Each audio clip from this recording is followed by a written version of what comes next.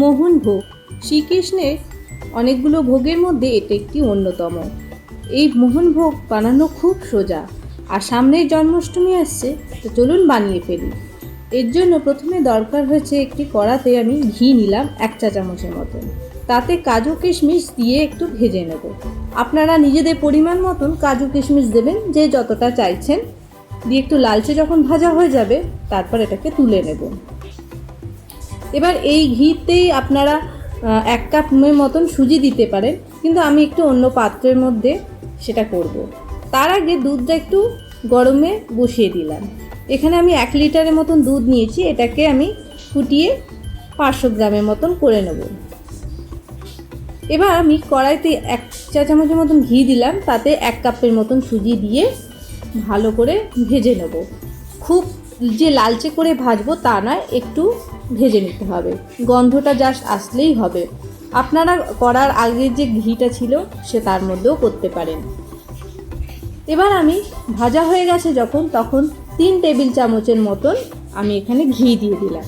পুরো রান্নাটাই কিন্তু ঘিতে হবে, সাদা তেল হলে একদম ভালো লাগবে না, বা রিফাইন্ড অয়েল হলেও ভালো লাগবে না। দিয়ে ভালো করে মিক্সড করে নিতে হবে। 2 থেকে 3 মিনিটের মতন লো ফ্লেমে এটাকে মিক্সড করতে হবে বা কুক করতে হবে। এবার আমি গোটা গরম মশলার ফোড়ন দিলাম, দিয়ে 1 মিনিটের মতন কুক করে নিলাম। এবার আমি যে দুধটা ফুটিয়ে রেখেছি সেটা দিয়ে দেব। এখানে আমি 3 কাপের মতন দুধ দিয়েছি, দিয়ে ভালো করে আরও কুক করতে থাকবো যতক্ষণ না সুজিটা ফুলে উঠছে বা ঘন হয়ে আসছে। একদম গ্যাসের ফ্লেম লো করে আমাকে এটা চালিয়ে যেতেই হবে। মোহনভোগ বানানো খুব সোজা। আপনারা আজকের ভিডিওটা যদি আপনাদের ভালো লাগে অবশ্যই লাইক করবেন, আর আমার চ্যানেলে যদি এই নতুন সদস্য হয়ে থাকেন, এখনও সাবস্ক্রাইব করে উঠতে পারেননি, চ্যানেলটিকে সাবস্ক্রাইব করা অনুরোধ রইল। এখানে দেখুন সুজিটা আমার ঘন হয়ে এসছে। এবার এর মধ্যে ভেজে রাখা কাজু কিশমিশটা দিয়ে দেব, দিয়ে আরও ভালো একটু মাখিয়ে নিলাম। তার সাথে পরিমাণ মতন চিনি দেব। আপনারা যে যেরকম পছন্দ করেন মিষ্টি, সেই অনুপাতে চিনি দেবেন।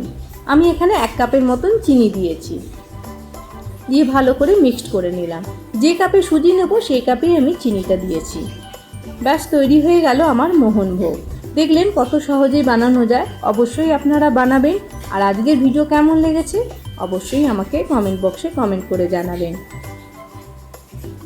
এবার যে পাত্রে পরিবেশন করব তাতে দিয়ে ওপর থেকে একটু কাজু কিশমিশ আর পেস্তা একটু ছড়িয়ে দিলাম।